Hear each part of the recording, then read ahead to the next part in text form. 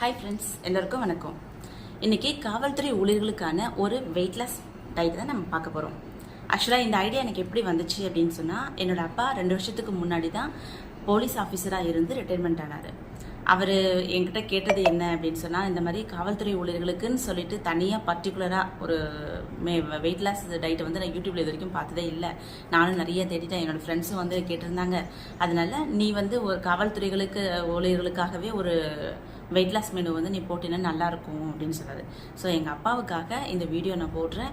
எல்லா காவல்துறை ஊழியர்களுக்கும் ஒரு நல்ல விஷயமா இது இருக்கும்னு நம்புகிறேன். வீடியோ முழுசாக பாருங்கள், கண்டிப்பாக இது உங்களுக்கு யூஸ்ஃபுல்லாக இருக்கும்னு நம்புகிறேன். வாங்க வீடியோக்குள்ளே போகலாம். ஃபஸ்ட்டு என்னென்ன பிரச்சனைகள் இருக்குது. அன்டைமில் ஆயில் ஃபுட்டு சாப்பிட்றதுனால டைஜஷன் ப்ராப்ளம் வரும்.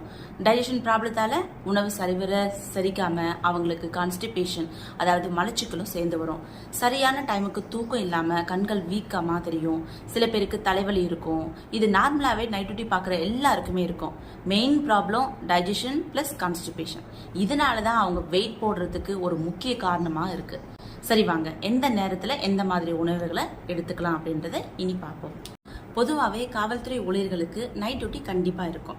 ஒரு நாள் டே டியூட்டி, ஒரு நைட் டியூட்டி, இல்லை 2-3 நாள் தொடர்ந்து நைட் டியூட்டி, இந்த மாதிரி உங்களுக்கு மாறி மாறி இருக்கும். எந்த மாதிரி எந்த நேரத்தில் உணவை எடுத்துக்கிறது அப்படின்ற கன்ஃபியூஷன் கண்டிப்பாக உங்களுக்கு இருக்கும். அது மட்டும் இல்லாமல் தவறான நேரத்தில் தவறான உணவு முறைகளை கையாளுறதுனால தான் பல பிரச்சனைகளை சந்திக்க நேரிடுது. நைட் டியூட்டி பார்க்கறதுனால என்னென்ன பிரச்சனைகள் வருது, அதை எப்படி தடுக்கலாம், அதுக்காக எப்படி உணவு முறைகளை எடுத்துக்கலாம் அப்படின்றத ஃபர்ஸ்ட் பார்த்துருவோம். நான் என்னோட அப்பா கிட்ட சொல்லியிருக்கேன், முட்டை சாப்பிடுங்கப்பா, அதனால எந்த பிரச்சனையும் கிடையாது அப்படின்னு சொல்லிட்டு. பட் அவருக்கு நிறைய டவுட்டு. முட்டையில் வந்து நிறைய ஃபேட் இருக்கும். அவருக்கு மட்டும் இல்லை, நிறைய பேருக்கு வந்து டவுட் இருக்கும். ஸோ நான் ஃபஸ்ட்டு அதை கிளியர் பண்ணிடுறேன். ஏன் வந்து உங்களை வந்து நான் மெயினாக முட்டை வந்து சாப்பிட சொல்கிறேன்னா, அதில் ஃபேட்டும் இருக்குது, ப்ரோட்டீனும் இருக்குது. பட் உங்களுக்கு வந்து நீங்கள் ஒரு இடத்துல இல்லாமல் அங்கே இங்கே அலைச்சலாகவே இருக்கும் உங்களுக்கு. ஸோ முட்டைன்றது ஒரு ஃபுல் உணவாக இருக்கும் இல்லைங்களா? ஸோ அந்த உணவை நீங்கள் எடுத்துக்கிட்டீங்க அப்படின்னு சொன்னால் உங்களுக்கு எனர்ஜியோட ப்ளஸ் வெயிட் லாஸ்க்கும் அது உதவும். எப்படி அப்படின்றத நீங்கள் பார்க்கலாம் வாங்க. ஃபஸ்ட்டு உங்களுக்கு இருக்கிற அந்த டவுட்டை கிளியர் பண்ணிடுறேன், ஓகேவா? முட்டை எடுத்துக்கலாமா, அது ஃபேட் இருக்குமே, அதை எடுத்துக்கிட்டா வெயிட் போடுமே போடாதா, எந்த டவுட்டும் வேணாம். கண்டிப்பாக எக் எடுத்துக்கலாம். 14 கிராம் ப்ரோட்டீன் இருக்கும். கொலஸ்ட்ரால் பார்த்தீங்கன்னா 375 மில்லிகிராம் இருக்கும். ஆக்சுவலாக நம்ம லிவர் ஒரு நாளைக்கு 1000 மில்லிகிராம் கொலஸ்ட்ராலை ப்ரொடியூஸ் பண்ணுது. ஒரு நாளைக்கு முட்டை சாப்பிடுவதன் மூலமாக 375 மில்லிகிராம் கொலஸ்ட்ரால் எடுத்துக்கிறீங்க. அப்போது லிவருடைய சுமையை நீங்கள் குறைக்கிறீங்கன்னு தான் அர்த்தம். லிவர் 1000 மில்லிகிராம் கொலஸ்ட்ரால் ப்ரொடியூஸ் பண்ணுறதுக்கு பதிலாக 375 மில்லிகிராம் கொலஸ்ட்ராலை மைனஸ் பண்ணிவிட்டு மீதி உள்ள கொலஸ்ட்ராலை தான் லிவர் ப்ரொடியூஸ் பண்ணும். அது மட்டும் இல்லாமல் முட்டை வந்து ஒரு முழுமையான உணவுன்னு சொல்லலாம். ஸோ தாராளமாக நீங்கள் முட்டையை உணவில் சேர்த்து தான் ஆகணும். ஏன்னா உங்களுக்கு வந்து எனர்ஜி இருக்கணும்.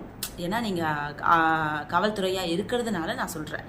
முட்டையை எடுத்துக்கிட்டீங்க அப்படின்னு சொன்னால் நீங்கள் அலைச்சல் இங்கே போகிறது அங்கே போகிறது, ஸோ ஓடணும் சில நேரத்தில், அந்த மாதிரி உங்களுக்கு கொஞ்சம் டிஃபிகல்ட்டான ஒர்க் இருக்கிறதுனால முட்டையை எடுத்துக்கிட்டிங்கன்னா அது ஒரு முழுமையான உணவாக இருக்கும்னு நான் சொல்கிறேன். இப்போ வெஜிடபிள் பார்த்தீங்கன்னா காலிஃப்ளவர், ப்ரொக்கோலி, கோஸ், இதில் ப்ரோட்டீன், கால்சியம், மினரல்ஸ் அதிகமாக இருக்கும்.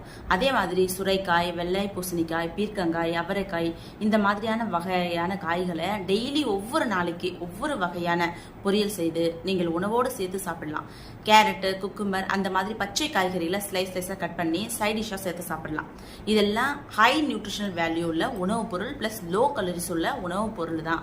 ஓகே, எதெல்லாம் செய்யவே கூடாதுன்னு பார்த்தீங்கன்னா, உங்களுக்கு தெரியாமல் சில விஷயங்கள் நெகட்டிவாக செய்கிறதுனால தான் சில ஹெல்த் இஷ்யூஸ் வரும்.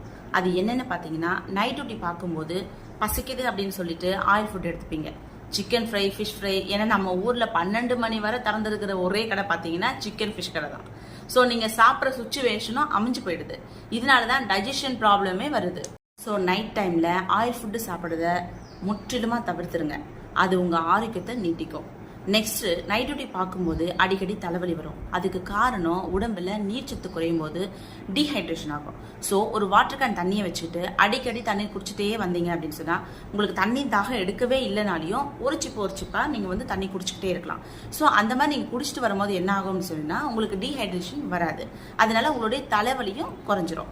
ஸோ அடிக்கடி உங்களுக்கு அதே மாதிரி பசி எடுக்கிறதும் வந்து தடைப்பட்டு போயிடும். இப்போ நம்ம தண்ணி குடிச்சிக்கிட்டே இருக்கோம் அப்படின்னு சொன்னால் நம்மளுக்கு வந்து டம்மி வந்து ஃபுல்னஸாக இருக்கிற மாதிரி இருக்கும். ஸோ நம்மளுக்கு டம்மி ஃபுல்னஸாகவும் இருக்கும், தேவையில்லாத உணவுகளை எடுத்துக்கிற வாய்ப்பும் கிடைக்காது. அதே மாதிரி டீஹைட்ரேஷன் ஆகிறதுக்கு அங்கே நம்மளுக்கு சான்ஸே இல்லை. ஓகேவா? ஸோ தலைவலி வர்றதுக்கு வாய்ப்பு கிடையாது. அதே மாதிரி நைட் டியூட்டி முடிச்சதும் காஃபி இல்லைனா டீ குடிச்சிட்டு ஒரு தூக்கம் போடலாம் அப்படின்னு நினைப்பீங்க. பட் அது ரொம்ப தவறான விஷயம்.